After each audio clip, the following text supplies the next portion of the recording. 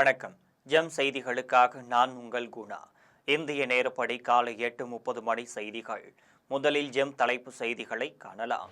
எரிவாயு தட்டுப்பாடு தொடர்பாக தமிழ்நாடு அரசின் அதிகாரங்களுக்குட்பட்ட நடவடிக்கைகளை எடுத்துவிட்டோம். முதலமைச்சர் மு.க.ஸ்டாலின் அறிவிப்பு. டெல்லியில் உள்ள சிபிஐ அலுவலகத்தில் இன்று 3வது முறையாக ஆஜராகிறார் விஜய். கரூர் கூட்ட நெரிசல் வழக்கு தொடர்பாக தவேக தலைவர் விஜயிடம் சிபிஐ அதிகாரிகள் விசாரணை. ஹார்முஸ் ஜலசந்தியில் இருந்து மார்ச் 16, 17 தேதிகளில் 2 எரிவாயு கப்பல்கள் இந்தியா வந்தடையும். துறைமுகங்கள் மற்றும் கப்பல் போக்குவரத்து அமைச்சக சிறப்பு செயலாளர் ராஜேஷ்குமார் அறிவிப்பு. ஹார்முஸ் ஜலசந்தி வழியாக செல்லும் எண்ணெய் கப்பலுக்கு பாதுகாப்பு வழங்க அமெரிக்காவுடன் இணைந்து போர்க்கப்பல்களை அனுப்ப வேண்டும். உலக நாடுகளுக்கு அமெரிக்க அதிபர் டொனால்ட் ட்ரம்ப் வலியுறுத்தல். இனி விரிவான செய்திகளை காணலாம். தமிழக அரசு சார்பில் எரிவாயு தட்டுப்பாடு காரணமாக பல்வேறு நடவடிக்கைகள் எடுக்கப்பட்டுள்ளதாக முதலமைச்சர் மு.க.ஸ்டாலின் தெரிவித்துள்ளார். சென்னை தலைமைச் செயலகத்தில் முதலமைச்சர் மு.க.ஸ்டாலின் தலைமையில் எரிவாயு தட்டுப்பாடு குறித்து ஆய்வுக் கூட்டம் நடைபெற்றது. கூட்டத்தில் முதலமைச்சர் மு.க.ஸ்டாலின் அரசு சார்பில் சில உத்தரவுகளை பிறப்பித்துள்ளார். இதில் உணவு உற்பத்தி தொழில் கூடங்கள் எரிவாயுவிற்கு பதிலாக மின் அடுப்புகளை பயன்படுத்தும் போது ஏற்படும் கூடுதல் மின்சார நுகர்விற்கு யூனிட் ஒன்றிற்கு ₹2 மானியம் வழங்கப்படும். தொடர்ந்து MSME நிறுவனங்கள் மின் அடுப்புகள், மின் சூடேற்றிகள் கொள்முதல் செய்வதற்கு மானியத்துடன் கூடிய கடன் வழங்கப்படும். உணவகங்கள் மூடப்படும் வேளையில் விவசாயிகளின் வாழ்வாதாரத்தினை கருத்தில் கொண்டு காய்கறிகள் மற்றும் பழங்களை 194 உழவர் சந்தைகளில் எவ்வித கட்டுப்பாடு இல்லாமல் அவர்கள் விற்பனை செய்ய அனுமதி வழங்கப்பட்டுள்ளது.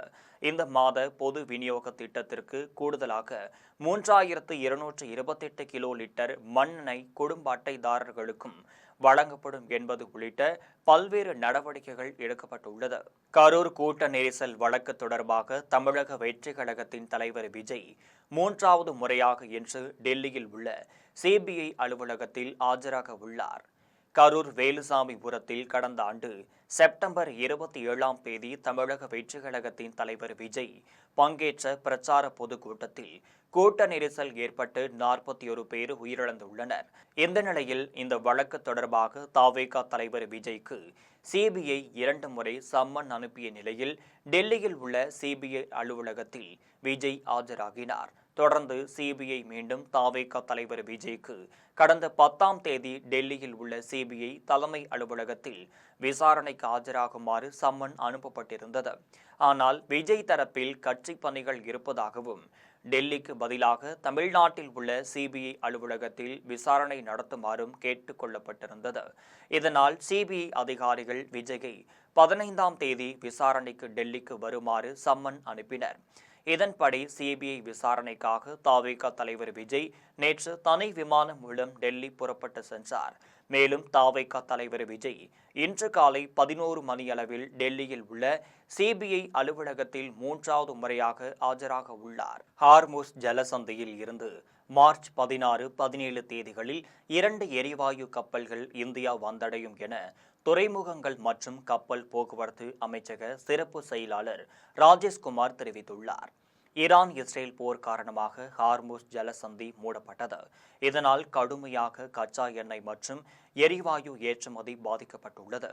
இதையடுத்து இந்தியாவில் இதன் தாக்கம் அதிகரித்து வரும் சூழலில் ஹார்முஸ் ஜலசந்தியை 2 இந்திய எரிவாயு கப்பல்கள் பாதுகாப்பாக கடந்து வந்துள்ளதாக மத்திய அரசு தெரிவித்துள்ளது.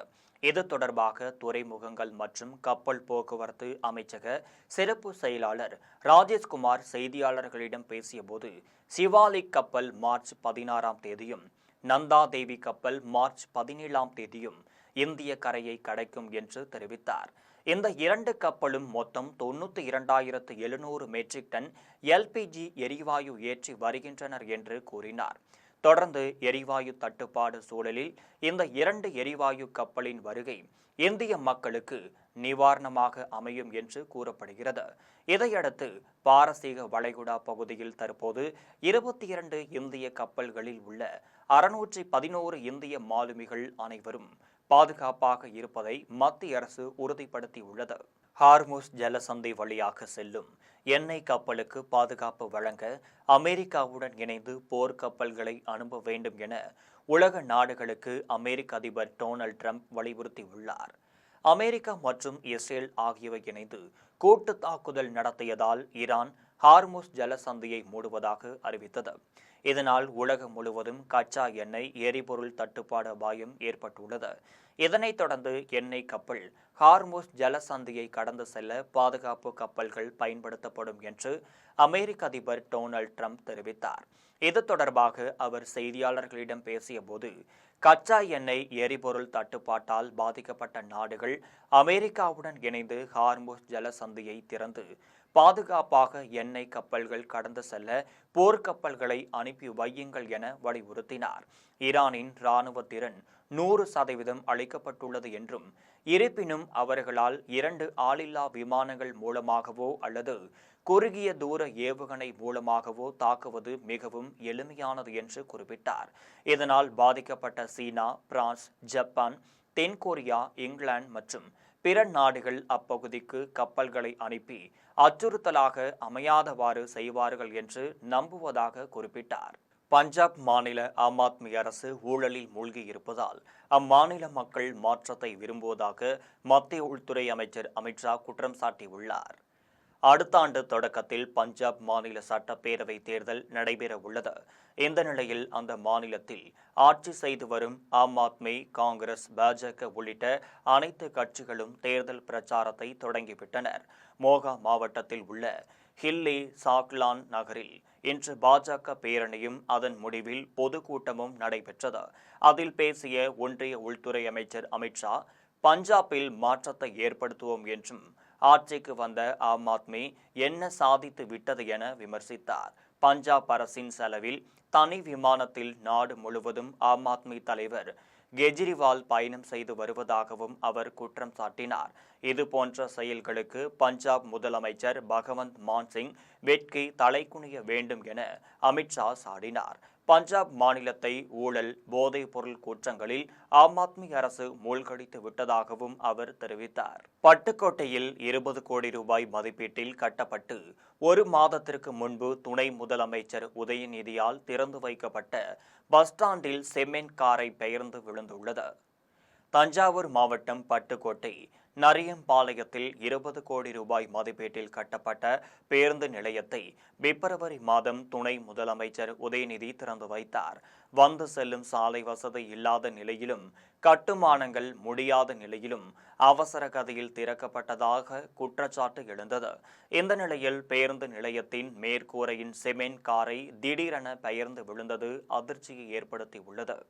தமிழகத்தில் ஆண்டிற்கு 1 லட்சம் பேர் புற்றுநோயால் பாதிக்கப்படுவதாகவும், அதனால் தமிழக அரசு புற்றுநோய் சிகிச்சை மையங்களை திறந்து வருவதாகவும் அமைச்சர் மா. சுப்பிரமணியன் தெரிவித்தார்.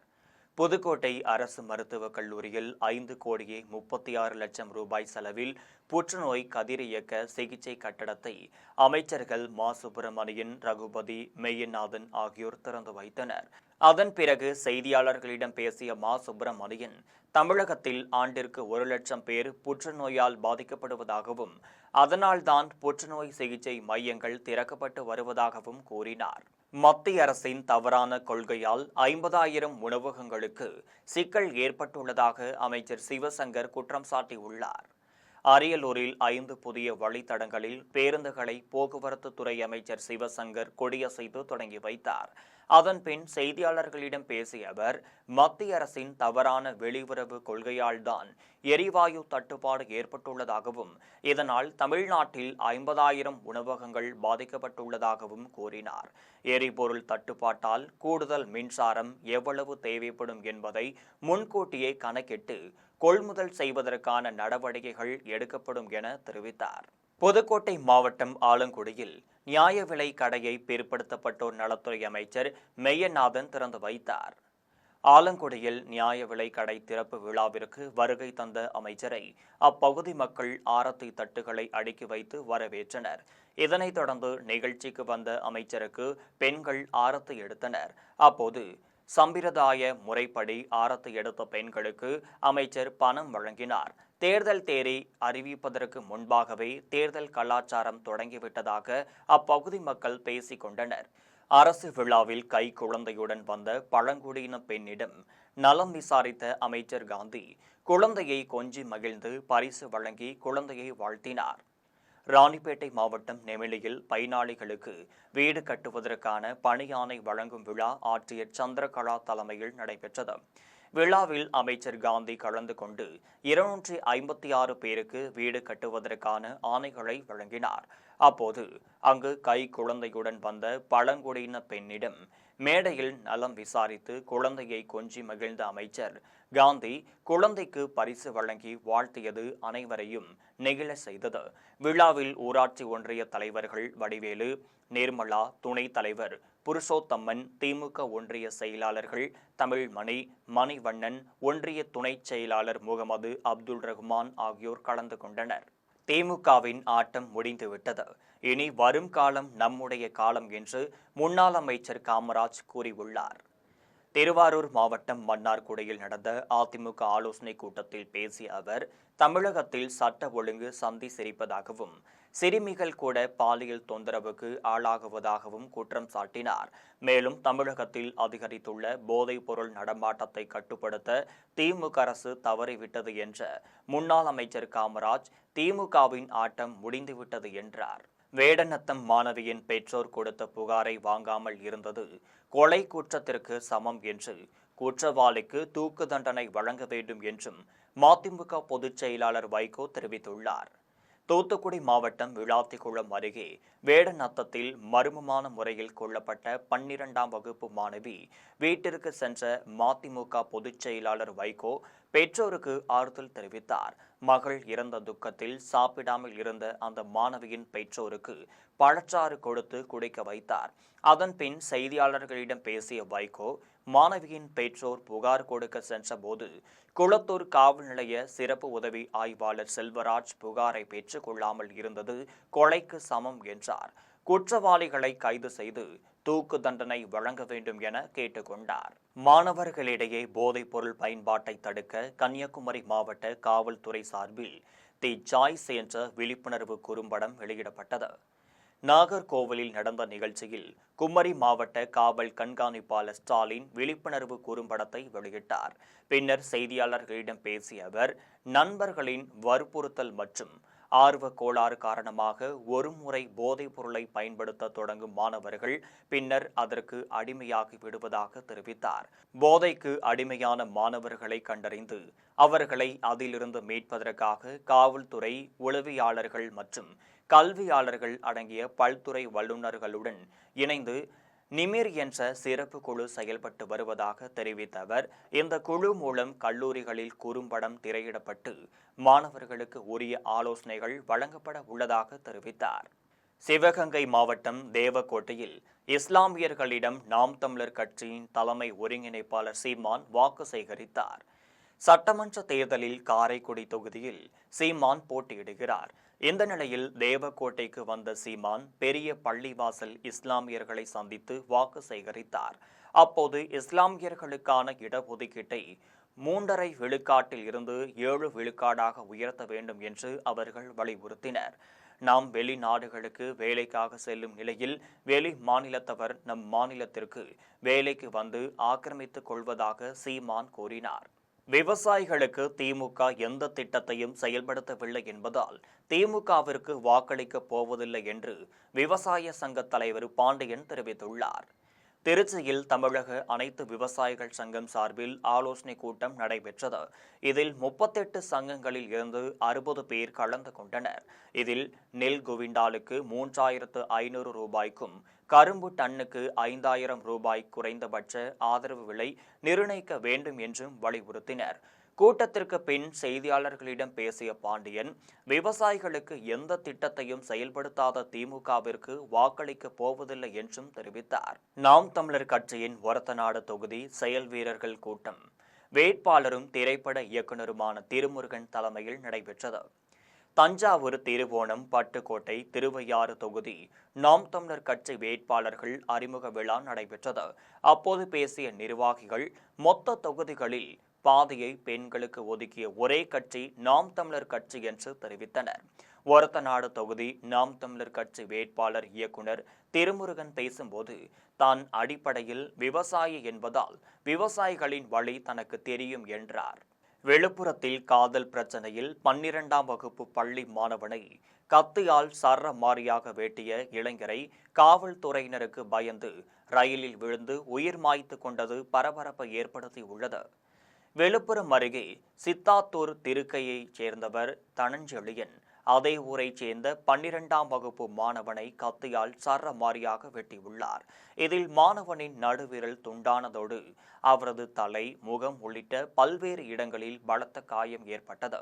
மாணவனை மீட்ட உறவினர்கள் முண்டியம்பாக்கம் அரசு மருத்துவமனையில் சேர்த்தனர். அங்கு சிகிச்சை அளித்து மேல் சிகிச்சைக்காக புதுச்சேரி ஜிப்மர் மருத்துவமனையில் சேர்த்தனர். இது குறித்து வழக்கு பதிந்த காவல்துறையினர் தனஞ்செழியன் மீது வழக்கு பதிந்து விசாரித்தனர். 12ஆம் வகுப்பு மாணவன் உடன் பயிலும் மாணவியுடன் பேசி வந்துள்ளார். இதனால்தான் தனஞ்செழியன் அவனை கத்தியால் தாக்கியதாக தெரிய வந்துள்ளது. காவல்துறையினர் தனஞ்செழியனை தேடி வந்த நிலையில் சித்தாத்தூர் திருக்கையில் ரயில் தண்டவாளத்தில் இளைஞர் இறந்து கிடப்பதாக தகவல் கிடைத்தது. காவல்துறையினர் சென்று பார்த்ததில் அது தனஞ்செழியன் என்று தெரிய வந்தது. விழுப்புரம் மாவட்டம் திருவெண்ணெய்நல்லூர் எடையாறில் சாலை ஓரத்தில் நடந்து சென்ற பெண் மீது வாகனம் மோதியதில் அவர் உயிரிழந்தார். திருவெண்ணெய்நல்லூர் அருகே எடையாரை சேர்ந்த அண்ணாமலை மனைவி சாந்தா திருக்கோவிலூர் சாலை ஓரமாக நடந்து சென்று கொண்டிருந்தார். அப்போது எதிரே வந்த வாகனம் இவர் மீது மோதியதில் படுகாயமடைந்தார். அவரை அப்பகுதி மக்கள் மீட்டு முண்டியம்பாக்கம் அரசு மருத்துவமனைக்கு அனுப்பி வைத்தனர். செல்லும் வழியிலேயே சாந்தா பரிதாபமாக உயிரிழந்தார். இதுகுறித்து திருவெண்ணெய்நல்லூர் காவல்துறையினர் வழக்கு பதிந்து தீவிர விசாரணை மேற்கொண்டு வருகின்றனர். நாகர்கோவில் யார்டில் நிறுத்தப்பட்ட ரயிலில் கேட்பாரற்று கிடந்த 8 கிலோ கஞ்சா பொட்டலங்களை ரயில்வே காவல்துறையினர் கைப்பற்றினர். வட மாநிலங்களில் இருந்து ரயிலில் கஞ்சா பொட்டலங்கள் கடத்தப்பட்டு வருவதை கட்டுப்படுத்த ரயில்வே காவல்துறையினர் ஆய்வு செய்தனர். இந்த நிலையில் அசாம் மாநிலம் திப்ருக்கரில் இருந்து கன்னியாகுமரிக்கு வரும் விரைவு ரயில் நாகர்கோவிலில் நின்றது. அப்போது ரயில்வே காவல்துறையினரும் ரயில்வே பாதுகாப்பு படையினரும் இணைந்து சோதனை மேற்கொண்டனர்.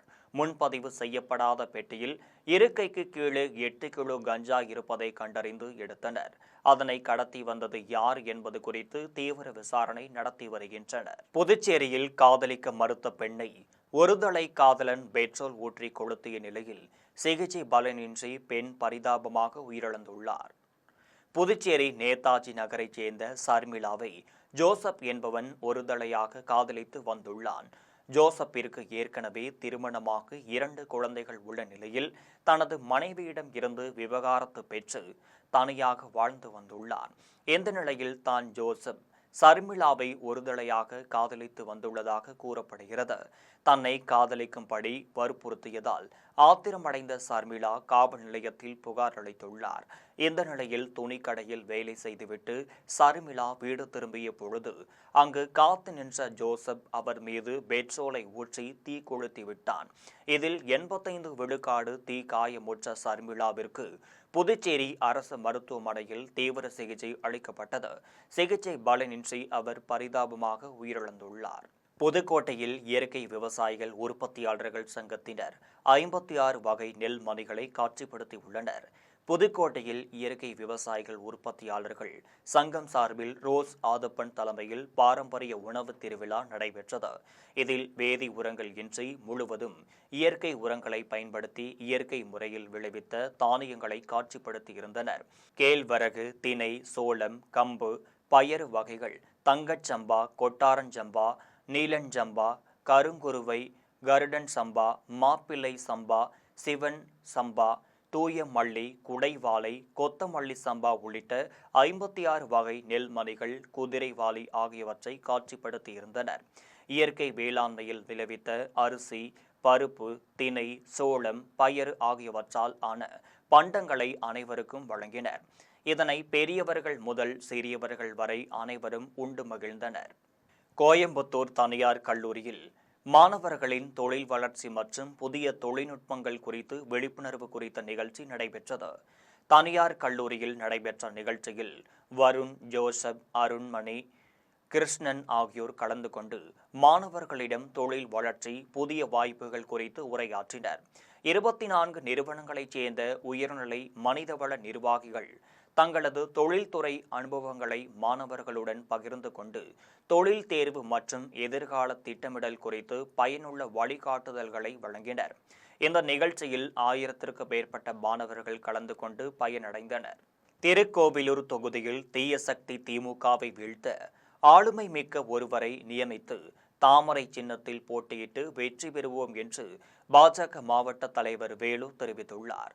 விழுப்புரம் மாவட்டம் திருக்கோவிலூரில் மாவட்ட பாஜக தலைவர் வேலு செய்தியாளர்களிடம் பேசினார். அப்போது திருக்கோவிலூர் தொகுதியில் திமுக என்ற தீய சக்தியை வீழ்த்த ஆளுமை மிக்க ஒருவரை வேட்பாளராக நியமிக்க வேண்டும் என கூறினார். காஞ்சிபுரம் மாவட்டம் ஸ்ரீபெரும்புதூர் அருகே பைக் மீது பென்ஸ் கார் மோதிய விபத்தில் காயமடைந்த இளைஞர் உயிருக்கு ஆபத்தான நிலையில் மருத்துவமனையில் சிகிச்சை பெற்று வருகிறார்.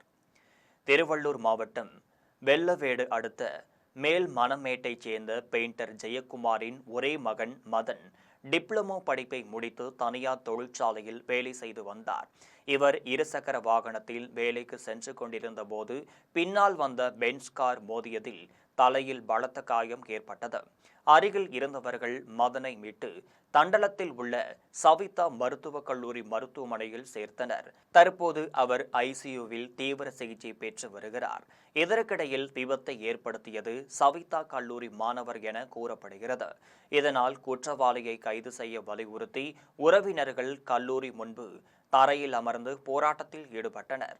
மீண்டும் ஜெம் தலைப்புச் செய்திகள். எரிவாயு தட்டுப்பாடு தொடர்பாக தமிழ்நாடு அரசின் அதிகாரங்களுக்குட்பட்ட நடவடிக்கைகளை எடுத்துவிட்டோம். முதலமைச்சர் மு.க.ஸ்டாலின் அறிவிப்பு. டெல்லியில் உள்ள சிபிஐ அலுவலகத்தில் இன்று 3வது முறையாக ஆஜராகிறார் விஜய். கரூர் கூட்ட நெரிசல் வழக்கு தொடர்பாக தாவேகா தலைவர் விஜயிடம் சிபிஐ அதிகாரிகள் விசாரணை. ஹார்முஸ் ஜலசந்தியில் இருந்து மார்ச் 16, 17 தேதிகளில் 2 எரிவாயு கப்பல்கள் இந்தியா வந்தடையும். துறைமுகங்கள் மற்றும் கப்பல் போக்குவரத்து அமைச்சக சிறப்பு செயலாளர் ராஜேஷ்குமார் அறிவிப்பு. ஹார்முஸ் ஜலசந்தி வழியாக செல்லும் எண்ணெய் கப்பலுக்கு பாதுகாப்பு வழங்க அமெரிக்காவுடன் இணைந்து போர்க்கப்பல்களை அனுப்ப வேண்டும். உலக நாடுகளுக்கு அமெரிக்க அதிபர் டொனால்ட் ட்ரம்ப் வலியுறுத்தல். இத்துடன் ஜெம் செய்திகள் நிறைவடைகின்றன. மீண்டும் ஜெம் செய்திகள் மதியம் 1:30 மணிக்கு. உடனுக்குடன் செய்திகளை காண gemlive.tv என்ற இணையதளத்தில் இணைந்திருங்கள்.